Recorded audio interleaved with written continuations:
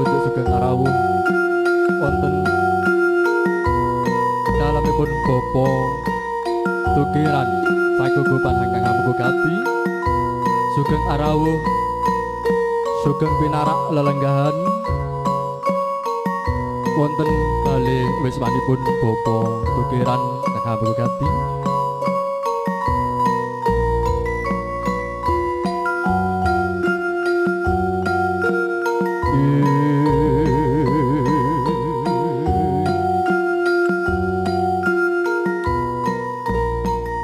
tinon sang kadang pisan ingkang sami hangarak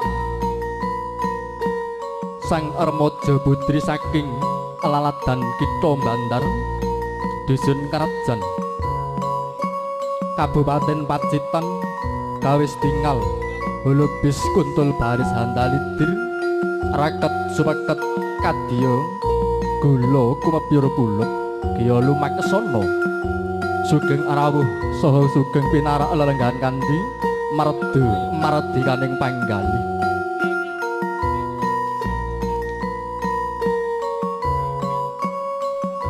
Doninggih pangarak ing sang Sratmaja pinanganten putri ingkang peparing atmaja putra saking panjenenganipun Bapa Suyadi saha Ibu Sumarmi inggih Diahayu Dewi Titik Retnaningsih Ampere nyatane oh yen pangapunten Mbak Tutik Wiji Diahayu Dewi Titik Puji Yani nggih leres to Mbak Titik Puji Yani dene hinggri kalenggahan rikala semanten dinten Kamis tanggal selikur kalih dasa setunggal nggih Mas basane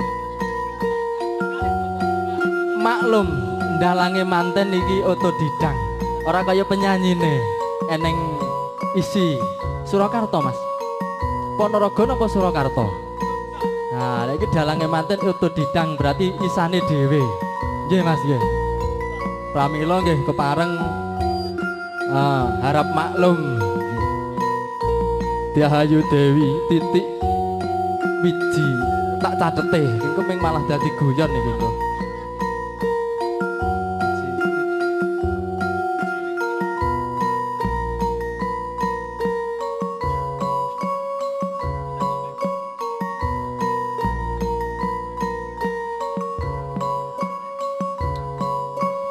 Diahayu Titik Puji Utami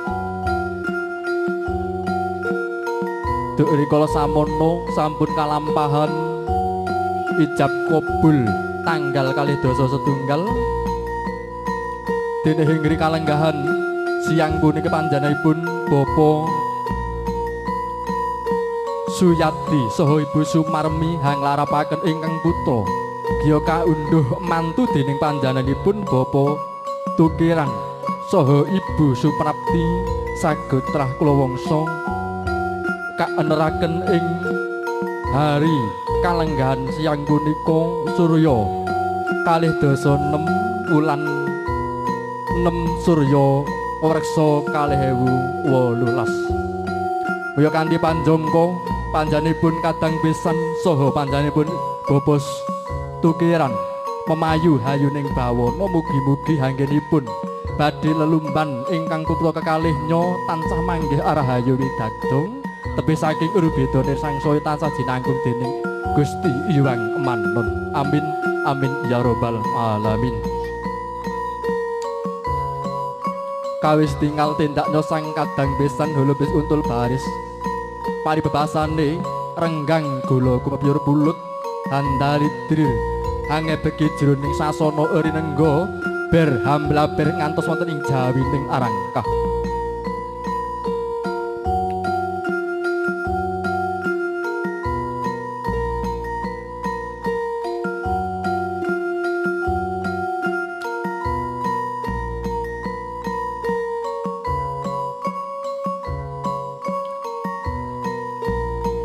Nun inggih kunjuk dhumateng sangjaning para tamu kagung sumawada ingkang dahat kinurmatan saha kalingga murdaning akarami panjenenganipun putra kekalih nyohana tepi daramaning agesang hana tepi sunah rasul inggih panjenenganipun Aradyan Mas Bagus Prayitna putra saking panjenenganipun Bapa Tukiran saha Ibu Suprapti kanthi pangajap giya hanggen mangun bebrayan agung tansah winantu kawilujengan saha ginahyuan samung kawis ing pakarti ingkang adiluhung. Nuringgih kunjuk dhumateng sangjaning para tamu kakung Sumawana Putri keparenga pinarak lelenggan kanthi mardumadining panggalih ngantos dumugine wahyuaning mangsa kala Sang Satmaja pinanganten giya kapanggihaken saha karengga ing sasana renengga pawihan prasaja ingkang sampun kawis tingal tarup kapasang genggeng wonten ing salebetipun kanan kiringipun dalem balismanipun Bapa Tukiran makaten sugeng pinarak lenggah kanthi mardu mardikaning panggalih nuwun.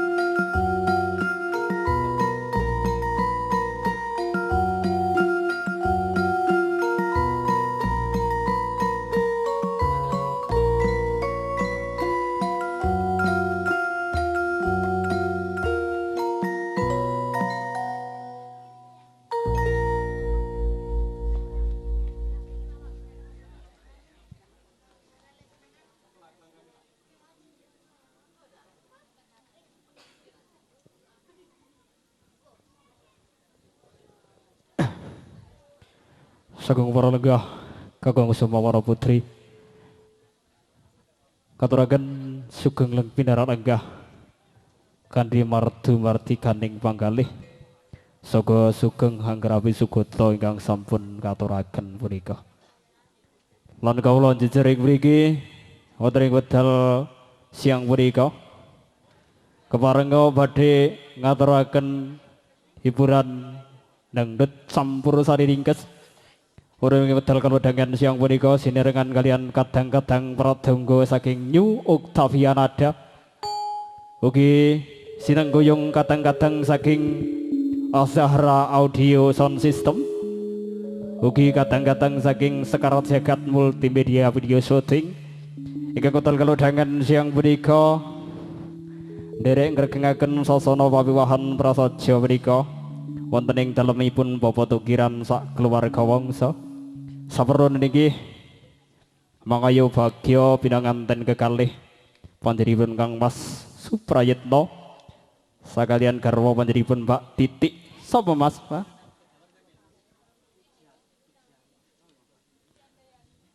Titik Puji Handayani. Oh, blondrong nih. Sing timang. Oh, kudung abang tak tarik jak duet kok. Harus toh? Siap.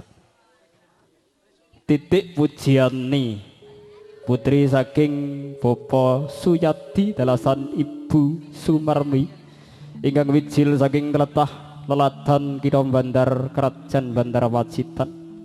Ingkang kalodhangan siang menika saperlu parak sawan wonten ing dalemipun Bapak Tukiran sak keluarga wangsa saperlu narinci badhe alasane di resepsi sepekenan mekaten.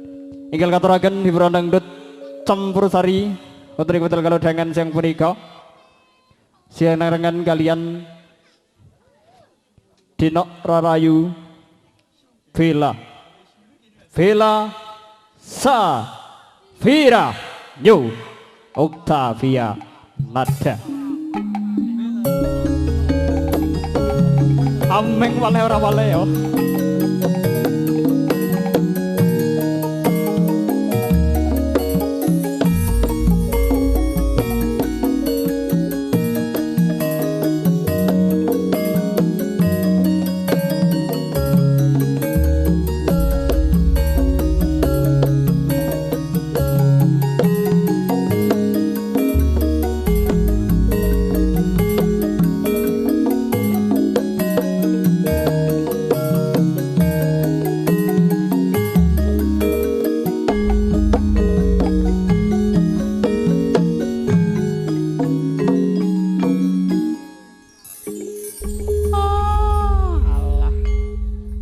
Sampean ki nyapo?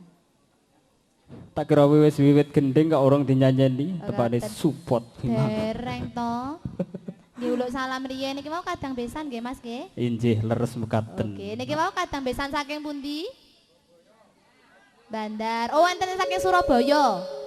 Tebe sanget lho, Pak. Mau niten apa? Pripun? Sepur. Keng griya jam pinten? Kok beda-beda ya, Mas? Mangkate ra bareng ya pantesan ora padha lho. Ngoten. Mangkate ning omah dhewe-dhewe ya ora bareng. Petakone jam pira ya mesti beda-beda. Ayo rada sak maju kene to, Mas. Mesakne. Ayo nok, arep nang klurung ya ayo tak Yang di ladeni. belakang-belakang itu kan kasihan. Iya, yang di belakang enggak ketinggal ya. Enggak ketara gitu loh, Mas. Heeh, enggak ketinggal. Wis pol Mas. Karo pol. ngedang-dangi pladan iki lho remangsamu. Lah inggih sak mriki niki sepuntene nggih Pak niku goyange ampun dicedhakne. Tukang balung dipinyak ora apa-apa. Nggih. Tukang balung ampun lho nggih. Niki ampun lho nggih. Tutukane Pak padha karo balungane kuwi. Nggih. Niki dicaosi ingkang pripun, Mas? Sing nyemek-nyemek, Nyemek-nyemek sing halus ki aja apa? engko dikira makhluk halus. Nyemek-nyemek kaya apa? Nyemek-nyemek niku napa, Pak? Blenyek, Bapak. Lah ya kuwi mblenyak dituthuk ting apa jal? Napa, Pak?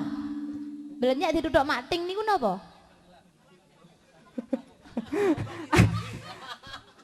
Bingung ngarepe dhewe to? Ora sambasen blenyek-blenyek. Monggo Mas Pepeng. Aja Inggal katuraken wonten ngarsa jangan sami sinerangan kalian Bella, kalian New Octavia, Azahra juga Sekar Jagat. Monggo dados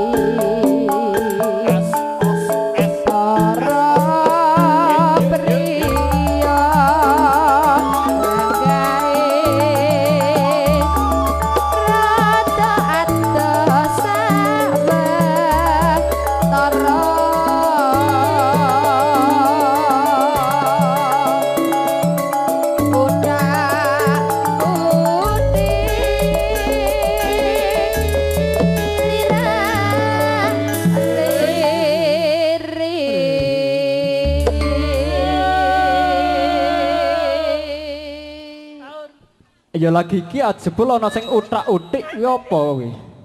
Kuwi pertanyaan kuwi aku. Utak-utik niku napa? Sing diutiki apa? Ana sing utak-utik barang iki lho. Oh enek. Sampeyan gak ngerti ya Sudoi sakjane. Apa Jal? Delok adike wi ngutiki apa kuwi? Iki lho. Oh, ndeloki ager ya. Lho, lah ya kuwi sing blenyek-blenyek kat mau ki ya kuwi. Oh, alah. Dadi sing blenyek kuwi mang ager-ager. Sing diduluki ngono ya kuwi ta, Mas? Beda karo sing playere diduluki atos, sing sapes pokoke. Sing lirik-lirik ya tukange gleng niku ta. Kudu nglirik ae. Mulane aku wegah madhem ngene Mas, ndak ra penak ndak kudu dilirik. Ndak kebrutan. Ndak kebrutan.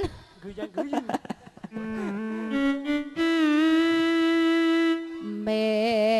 Mesa-mesa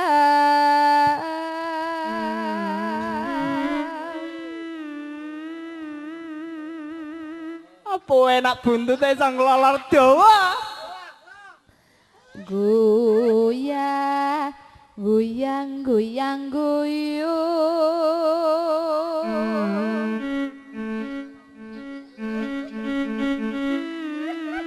ora lho bakul ciloke kok nyemoni wis kajaman biyen nek dasar yang ngono kuwi nek kok nggawe buntut dawa paling seneng wong sitok iki saja arep mundut laku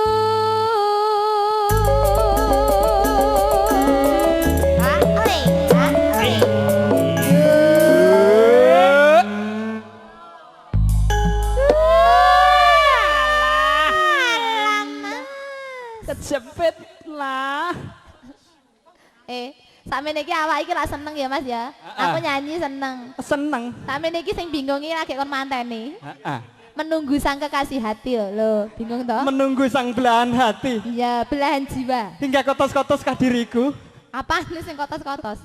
Ayo ngenteni suwi ya kemringet kotos-kotos no. Napa nggih Mas nganten? Kemringet. Apa jar takonono? Sinten iku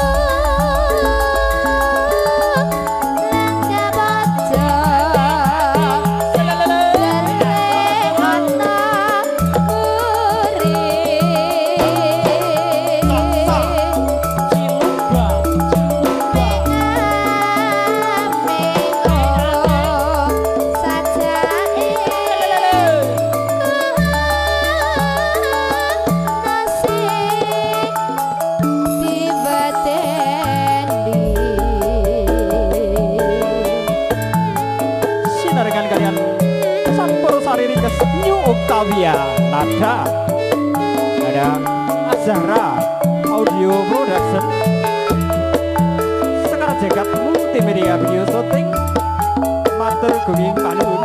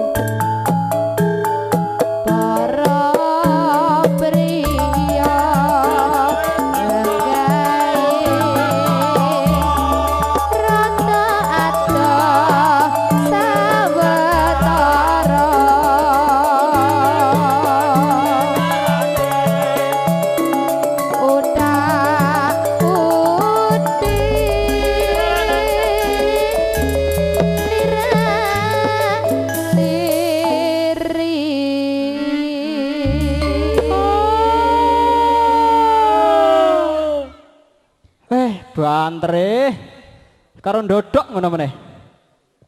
Mesa mesa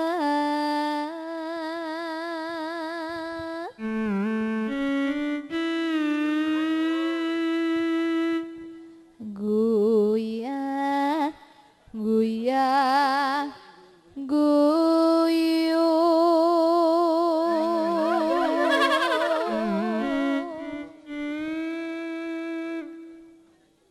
aku sajake diperkodo tukang gibet. Jare kon guyu. Ya diguyu kok mburi. Masih ora lucu ya diguyu-guyu ae. Saja arep mundut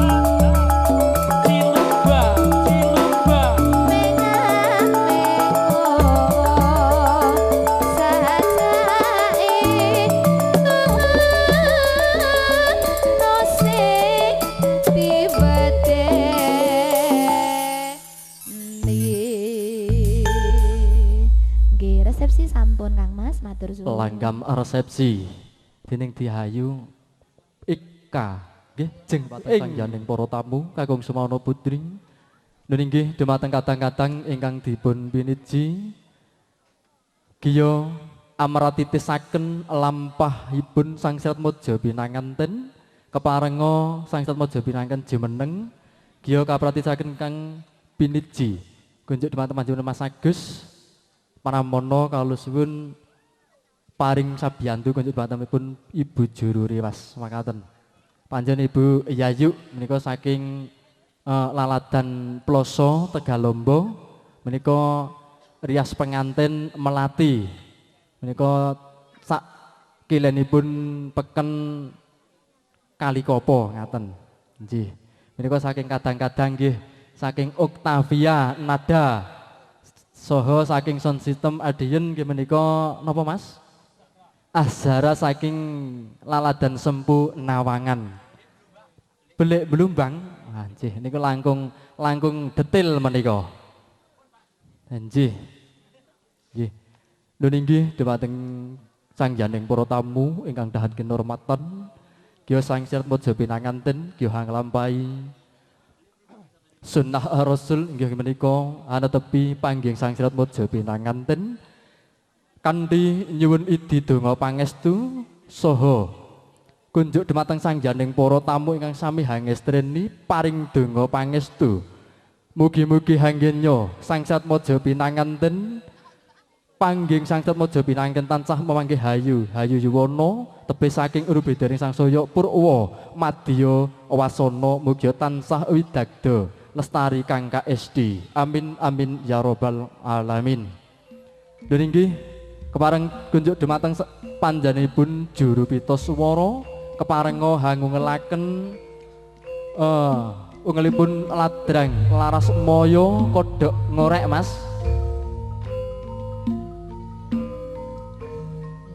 Laras moyo kodhok ngorek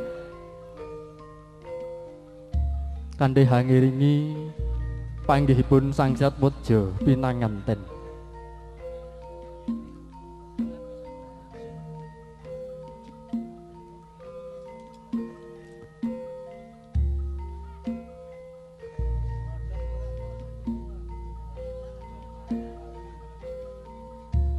Nomor gangsal ngoten mawon nek nomor 6 mboten.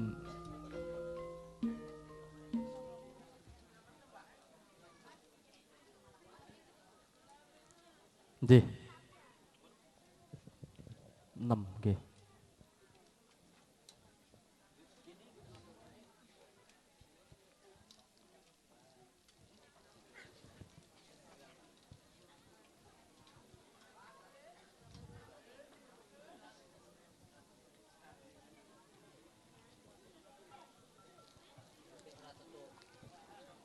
Inggih kawis tinggal wahyuaning mangsa kala Sangsirat Mojo pinanganten kiyo kapanggihaken anut catataning adat widi widana ingkang sampun sineker.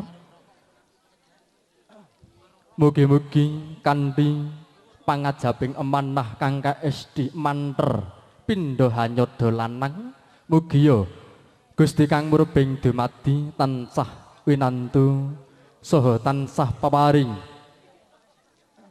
karahayon saha kawilujengan. Amin amin ya rabbal alamin. Monggo Mas kunjuk dumateng juru pita swara giyo kawengelaken. Nggih. Lajeng. Bismillah.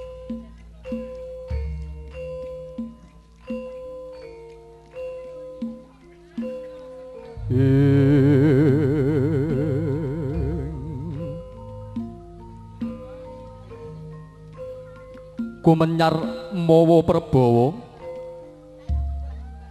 sumirat ambabar teja maya wis dumugi wahyuaning mangsa kala dumawahing kodrat ing pawiwahan prasaja Sang Hyang Surya Wasta gumlewang kalingan mega mendung sumorot sumilak jingga prasasat paring dong umbul donga mring Sangsirat Mojo pinangken kekalihnya sansaya caket sangsaya tindak caket tindakna Sangsirat Mojo pinanganten.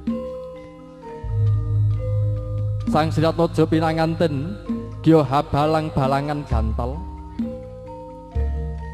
gantal kang dumadi saking sedah lininting tinangsulan lawe wenang kang haran gondang kasih saha gondang tutur.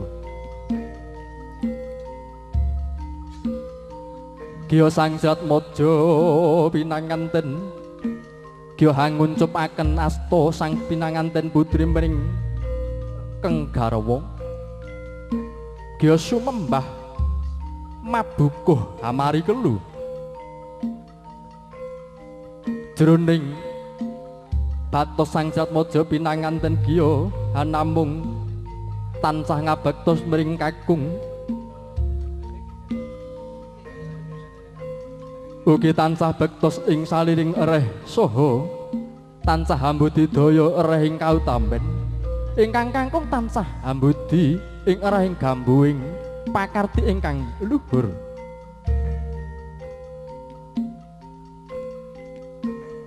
Sangsirat Mojo pinanganten budi giyo hamiji sukunipun pamidangan kanan tuwin kiring ingkang mengko pralampita Sangsat Maja pinanganten hangicali sipating Sukerta ingkang mapan wonten ing bojo ing ngrana Sangsat Maja pinanganten kakung Gya kakuweng-kuweng ambal kaping 3 Sangsat Maja pinanganten kakung ingkang mengko pralampita lampun to sampun tinangsulan talining katresnan to tali asihing bebrayan agung sipate ingkang garwa tansah hangayomi pring sang pinanganten putri inggih hangayemi ingkang dados pangajaping Sangsat Maja kekalihnya mugia anggennya hambati hambangun bale wisma ing alanging madya Liga tansah tetek tekun katekan kang dadya sediyane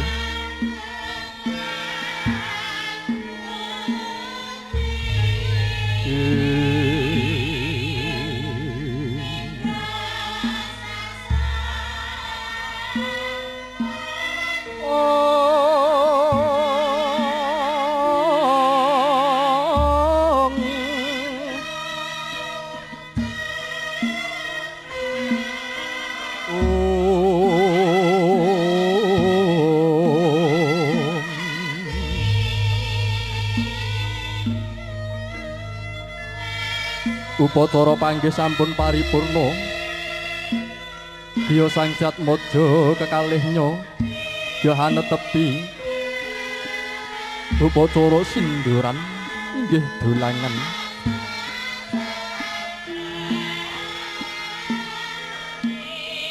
Sang Rama saha sang ibu ya asung dahar mringkeng putra ingkang mengku pangajap paribebasane ngger anggonku paring pangan kelawan sira paribebasane mung kariki sabanjure golek ana dhewe ya ngger ning ora paribebasane sagalak-galake Saldura ora bakal kolu mangan marang anake dhewe laju Sangsat Maja pinangan piraringan toya wening saking kesanipun Rama saha ibu ingkang sampun pinaringan tego timbul saking para pujangga saha para winasis ingkang mengku pralampita saha pikajengipun ingkang dipun suwun dening para winasis tansah weninga tansah rahayu kang dados pangajaping sang pinanganten kekalih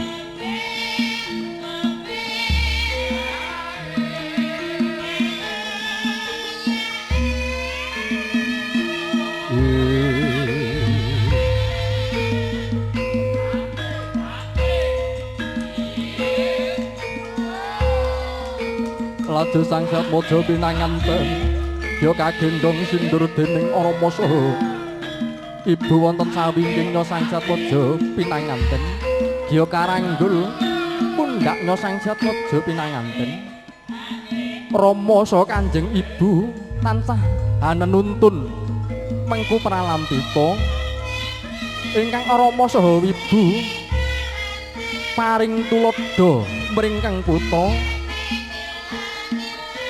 sejatine mono urip ana ngalam donya ngger kudu wani marang kanis kudu wani marang kanistan kudu wedi marang kanistan kudu wani marang bebener lan ana maneh kudu wedi marang gampang wani marang angel Sang Rama saha sang ibu tansah nuntut mring putra kekalihnya mugi anggenya lelumban ana ing madyaning agesang saha ing madyaning bebrayan agung mugi tansah hayu yuwana niskara tebih saking Urubeda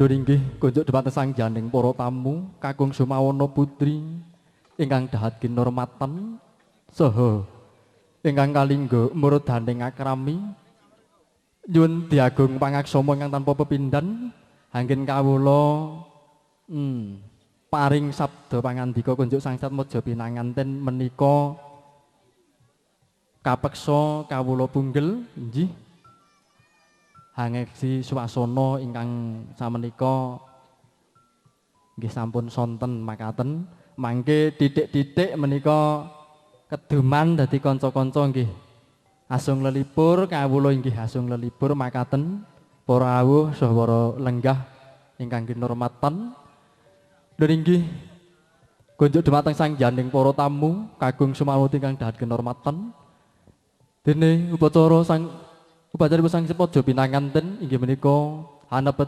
hanetepi upacara krubiyungan kunjuk dhumateng juru pita swara kawula sumanggaaken jan wonten mriku Mas krubiyungan nggih kangge hangiringi Sangsat Mojo Pinanganten kiyo hanetepi krubiyungan sungkeman dahar kelimah saha sambung kawesipun kunjuk dhumateng ingkang piniji apabila sampun sepeta ing gati saweka ing diri kawula sumanggaaken.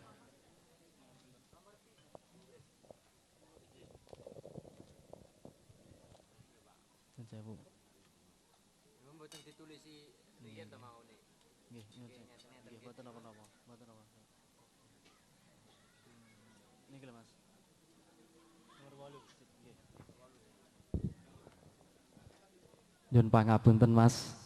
Nggih. Kunjuk dhumateng juru pita swara kawula keparenga hangulaken ing ketawang rinujit. Kunjuk kanthi hangiringi sungkemipun saha krubiyunganipun Sangsat Mojo Pinanganten.